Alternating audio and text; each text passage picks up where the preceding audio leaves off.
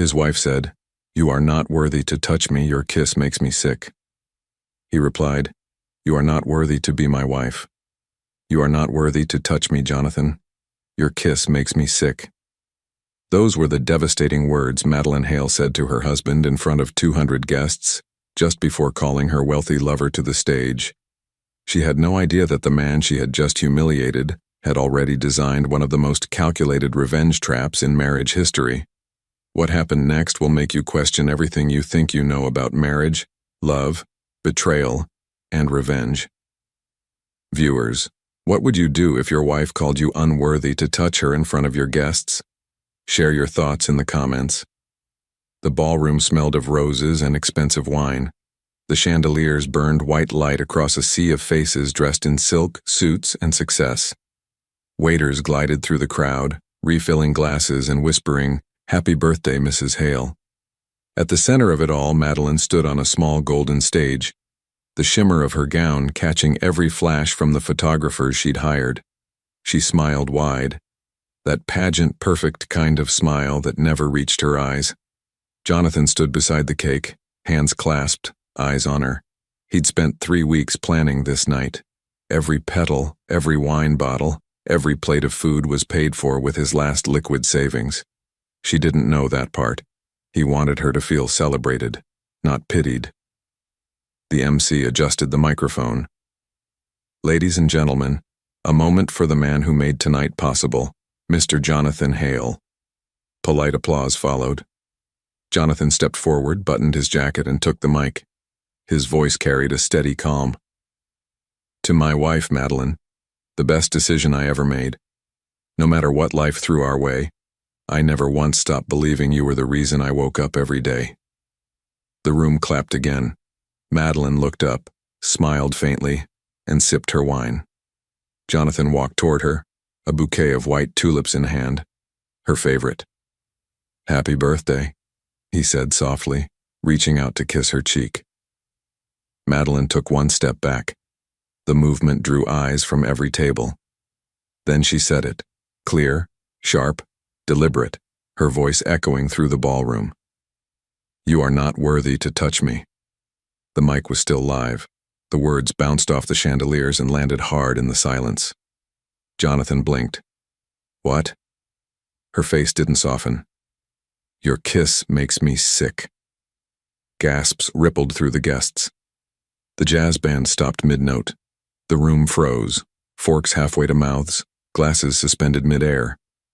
Madeleine's voice rose louder, steadier.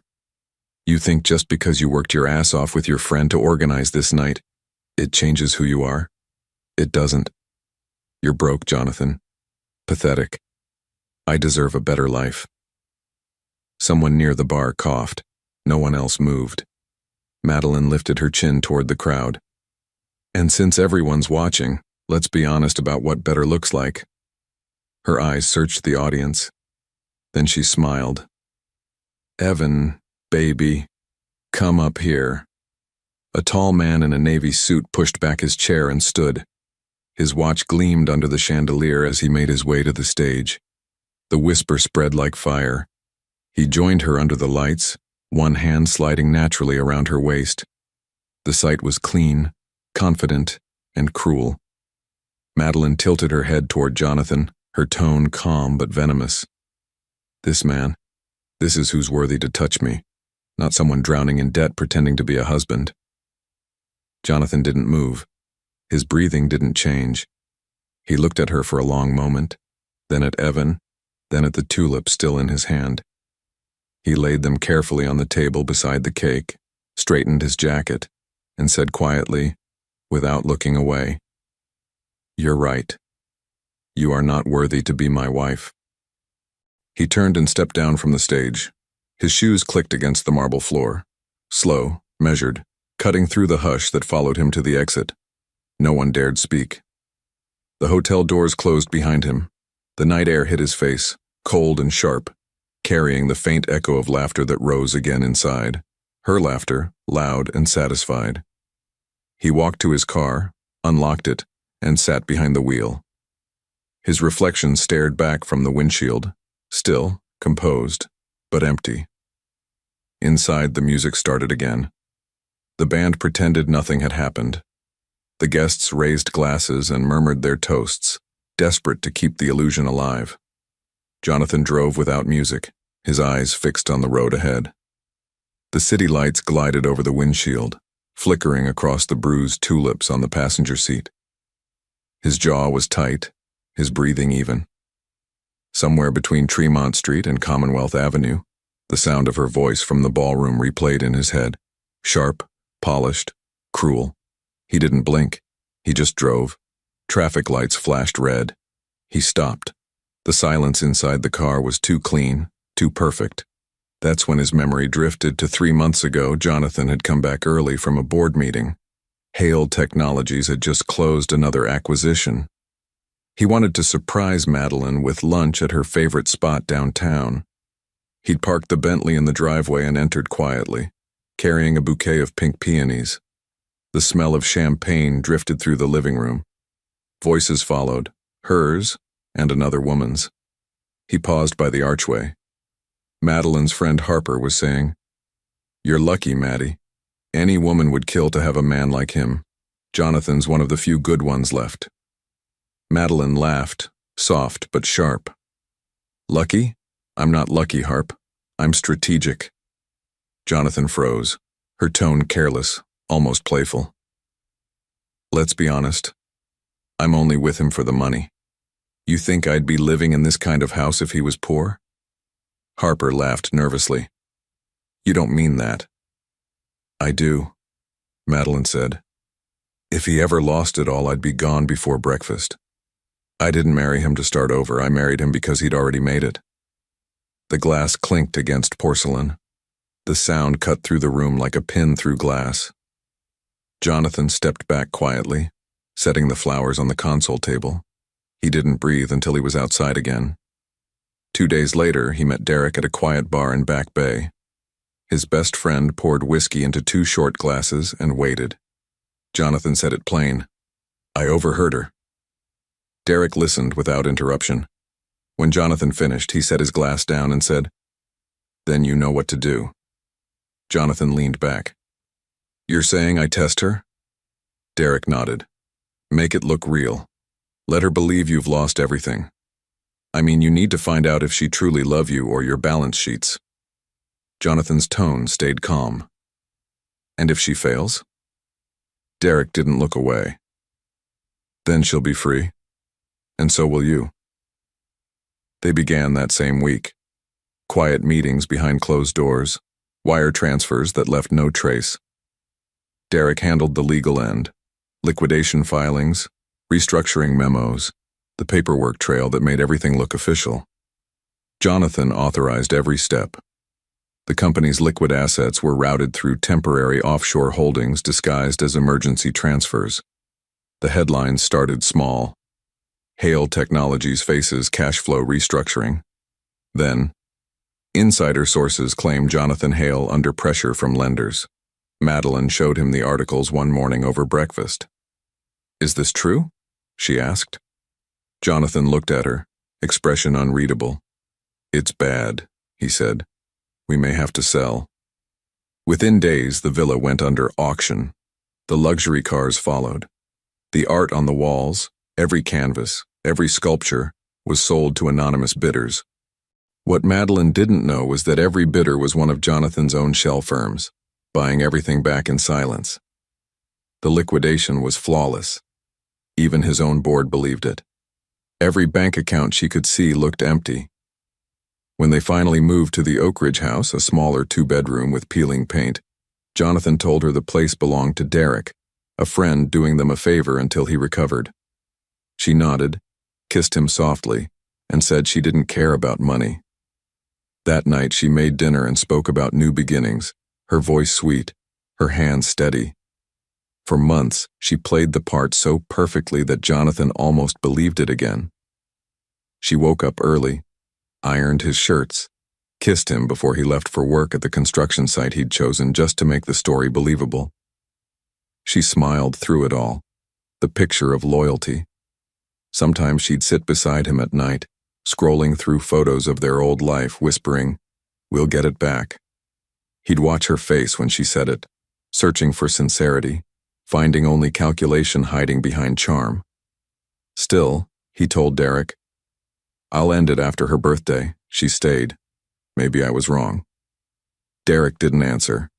He just looked at him and said, "Make sure you're not testing yourself." A horn blared behind him. The light had turned green. Jonathan blinked once, shifted into gear, and continued driving. The city faded behind him, replaced by the quiet of the suburbs. The small house appeared ahead, dark, motionless, waiting. He parked in the driveway, turned off the engine, and sat for a while. The tulips were still on the seat beside him, petals bruised but intact. The test had started in silence. It had ended in public. He opened the car door, stepped into the night, and whispered under his breath, 3 months. That's all it took to see who you really were. He walked inside, loosened his tie, and reached for his phone. His thumb hovered over Derek's name for a second, then pressed call. The call ended, and Jonathan stayed there for a moment, phone still in his hand. The house was silent. No clock ticking, no hum from the fridge. Nothing but the faint hiss of his own breath. He loosened the last button on his shirt, poured a drink, and later went to bed. The next morning, he brew his coffee and drees up. Derek was waiting outside the glass tower downtown, a coffee steaming in his hand. "Let's finish it," Jonathan said. They went straight to the top floor, to the law firm that handled the city's richest men in silence. The elevator doors opened onto polished marble, quiet as a church. A woman at the desk looked up. "Mr. Cole and Mr. Hale, the attorney will see you now." The office smelled of leather and paper. The lawyer, gray suit, calm eyes, rose to greet them. "Mr. Hale, I understand you're seeking a dissolution. Have a seat." Jonathan sat, folding his hands on the table. "I want it simple. No fight. No publicity." The lawyer nodded, sliding a notepad forward. "Understood. You'll file today. The documents will be ready in a week." Jonathan's pen moved across the first form without hesitation. When he stood to leave, the lawyer said quietly, "We'll notify you when it's ready." A week later, Jonathan was already on the construction site when his phone vibrated inside his pocket. He stepped away to answer the call. "Mr. Hale?" "Yes." "This is Attorney Larson. Your petition is ready. You can come by today to file." "I'll be there," Jonathan said, wiping dust from his hands. He hung up, dropped the wrench, and walked off the site. The elevator in Larson's building smelled faintly of polish and old paper. When the doors opened, the receptionist stood. "Good morning, Mr. Hale. Mr. Larson is expecting you." Inside, the lawyer gestured to the chair across the desk. "Everything's prepared. Once both signatures are in, the court will assign a date." Jonathan read the first page, then signed. His handwriting was firm, unshaken. Larson slipped the second copy into a folder and sealed it. "Give this to your wife. When she's signed, bring it back." Jonathan took the envelope. "She won't hesitate." That evening, the small house smelled of detergent and quiet. Madeline sat on the couch, legs crossed, scrolling through her phone. Jonathan set the envelope on the table. She glanced at it. "What's that?" "Divorce papers," he said. She tore the seal open, flipped through the papers, and laughed softly. "So this is it, huh?" "This is it." She found the final page, clicked the pen, and signed her name with a flourish. "Finally," she said, pushing it back toward him. "Freedom looks good on me." Jonathan folded the documents, slid them back into the envelope, and picked up his keys. She smiled faintly, eyes still on her phone. "I'm sure I will." He stepped outside. The door clicked shut behind him. A month later, the courtroom air was heavy with perfume and paper. Couples waited on benches. Names were called, voices low. When the clerk announced, "Jonathan Hale and Madeline Hale," they rose together. The judge adjusted his glasses, skimming the file. Both parties have signed and agreed to the terms? Yes, Your Honor, his attorney said. The judge made a note, signed, and handed the decree to the clerk. Divorce granted. The marriage is hereby dissolved. The gavel struck once. Madeline exhaled, smiling, the picture of satisfaction. She gathered her purse and said under her breath, "Finally out of this misery." Jonathan didn't reply. Outside, the sun flared across the courthouse steps. Evan's black sedan waited by the curb, window half down, engine idling. Madeline paused only long enough to adjust her sunglasses before walking toward it. She looked radiant, free, certain she had escaped a poor husband for a richer world. The door closed behind her. The car merged into traffic. Jonathan watched until the taillights disappeared. Then he unfolded the decree, looked at the stamp, and folded it again. His face gave nothing away. He turned, walked down the steps, and headed for the street, the paper tucked inside his jacket, the last trace of a marriage she'd never valued, and the quiet beginning of what she would never see coming. 2 weeks later, the morning news rattled every trading floor in Boston. Hale Technologies rebounds with $500 million mysterious investment flashed across every screen before 9. Analysts called it a miracle. Share prices doubled before lunch. No one knew that the investor signing those papers behind a wall of shell companies was Jonathan Hale himself. He read the headline in silence, coffee cooling beside him, then folded the paper once and whispered, "Now, we begin." Across the city, Madeline adjusted a silk robe as Evan poured champagne into 2 glasses. They watched the same headline scroll across the bottom of the television. She frowned. Who in the world would throw that kind of money into a dead company? Evan chuckled, slipping an arm around her waist. Smart people betting on the right failures. She smiled at that and turned back toward him, her doubt dissolving under the taste of money and attention. Across the river, Madeline was laughing over brunch. The penthouse balcony opened to the skyline, sunlight dancing on the rim of her champagne glass. Evan leaned close, kissing her shoulder. "Boston looks better from up here, doesn't it?" he said. She smiled. "Anything looks better when you're rich." They clinked glasses. The air smelled of wealth and ease, designer perfume, expensive breakfast, victory. Madeline laughed. "Let the poor man rise. He can have the city. I already have the view." Evan smirked. "And the man with the bank account." She leaned back, eyes closed. Exactly. By evening, the glow had softened to gold. Music drifted from the sound system slow and low. Madeline was still in her robe, bare feet against marble, when Evan pulled her onto his lap.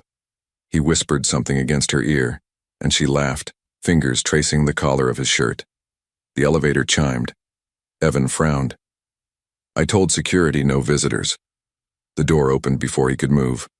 A woman stood there, tall, elegant, a long beige coat draped over her shoulders. Beside her, a small boy of 2 clutched a toy truck in one hand. For 1 full second, the only sound in the room was the child's quiet hum. Then the woman spoke. Her voice was calm, cool, deliberate. "I see you didn't waste time redecorating, Evan." Evan froze. "Clara, what are you doing here?" She stepped inside, eyes sweeping over the room. Madeline's robe, 2 glasses, 1 plate of half-eaten fruit. "Our son missed his father," she said, "so we decided to come home." Madeline rose quickly, color draining from her face. "Wait, this is your wife? Are you married?" Clara turned to her with a smile that didn't reach her eyes. "Still, and this is my home, so you'll need to leave." Madeline laughed, trying to mask the panic. "You can't be serious. Evan, say something." Clara dropped her purse on the table. "He doesn't need to. I own this penthouse, this building, and the company he run." She turned to the guards at the door. "Kindly escort this woman out." Evan tried to speak, but Clara's voice snapped like glass. Not another word, Evan. You've embarrassed yourself enough. You will hear from my lawyer. Madeline's robe slipped slightly as she backed toward the elevator.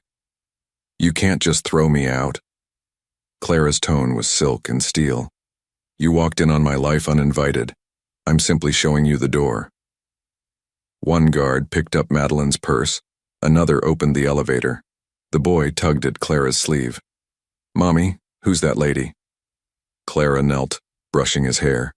No one will ever see again. The elevator doors closed on Madeline's reflection. Lips parted, eyes glassy, silence heavy. Outside, the night wind whipped against her face. She clutched her bag, shivering, staring up at the tower she'd once bragged about to her friends. She whispered under her breath, half to herself, half to the sky. Taxi lights passed her by, none stopping. She looked up again at the penthouse window glowing above, the sound of distant laughter still faint through the storm of the city. She waved at another taxi, and for the first time since the divorce, the world around her felt colder than Jonathan's silence. The taxi dropped her at Harper's door. The door opened. Harper blinked in shock. Madeline? What on earth? Madeline didn't answer. She just whispered, Can I stay here tonight? Harper stepped aside. Of course. The apartment was warm and small, a contrast to the world she'd just lost. Madeline sank into the couch, clutching a throw blanket around her shoulders. She didn't cry. She just stared at the wall until dawn began to rise behind the blinds. A week passed quietly. She moved slower, spoke less.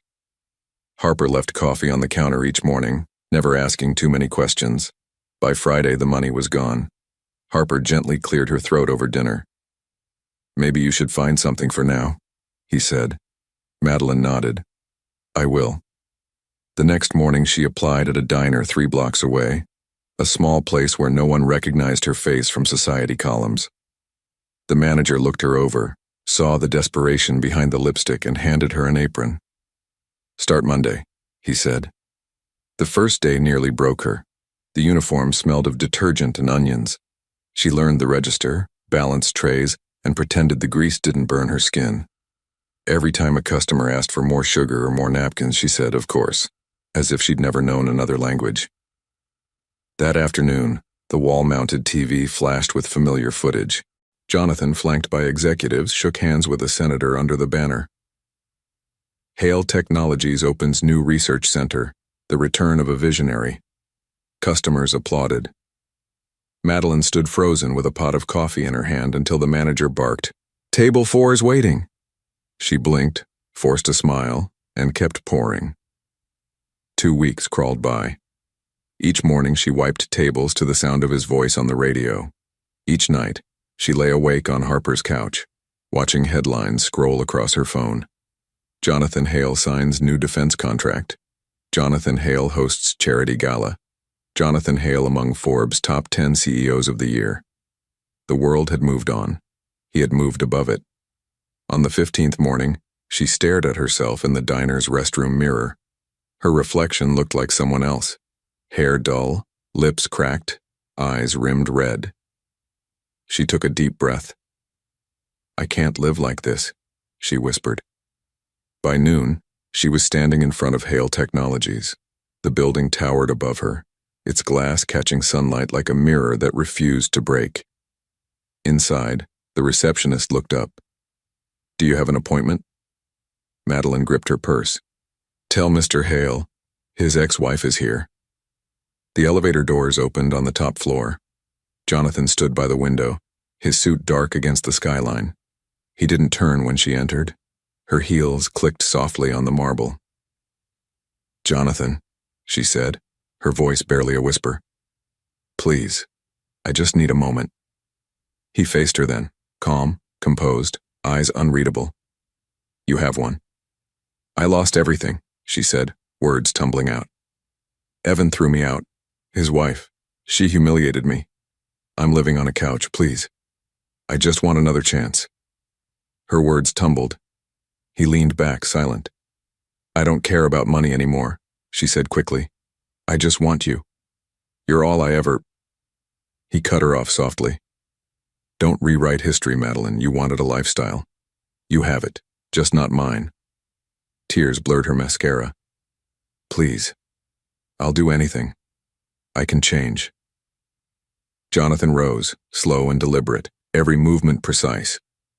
He came around the desk, stopped in front of her, close enough for her to smell the faint trace of cedar from his suit. You said my touch made you sick.